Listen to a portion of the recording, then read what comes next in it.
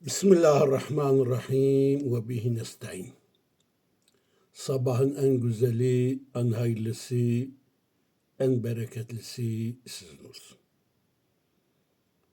Bu mübarek sabahın iptidasında size Cenab-ı Allah'ın Arrafe ismi şerifin bereket ve celilesini size anlatacağım.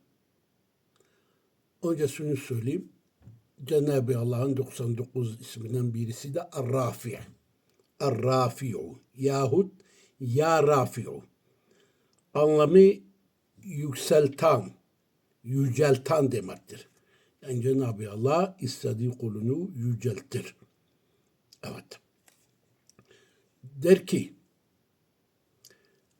bu ismi celil-i kadri zikrine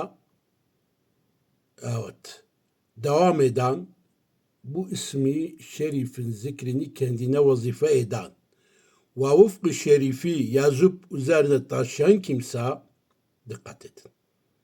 Cenab-ı Allah onu bütün insanların gözünde kadri yüksek, makamı âli, rızkı bol, mertebesi yüksek olur. Her kim bu Arrafe ismi ve vıfkı da şudur.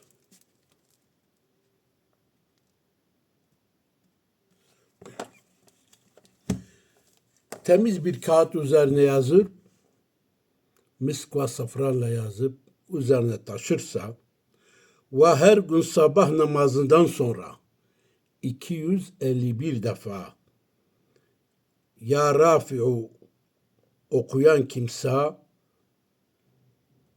evet, dikkat edin. Cenab-ı Allah her türlü hayrı ona badi eder. Yani ona lütfeder. Bütün nimetlerini ona inam eder. Onu hiçbir nimetten mahrum bırakmaz.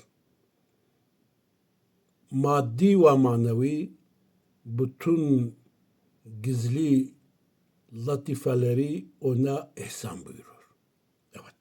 Cenab-ı Allah'ın Arrafe ismi celili zikrinin bereketi gerçekten çok büyüktür. Evet.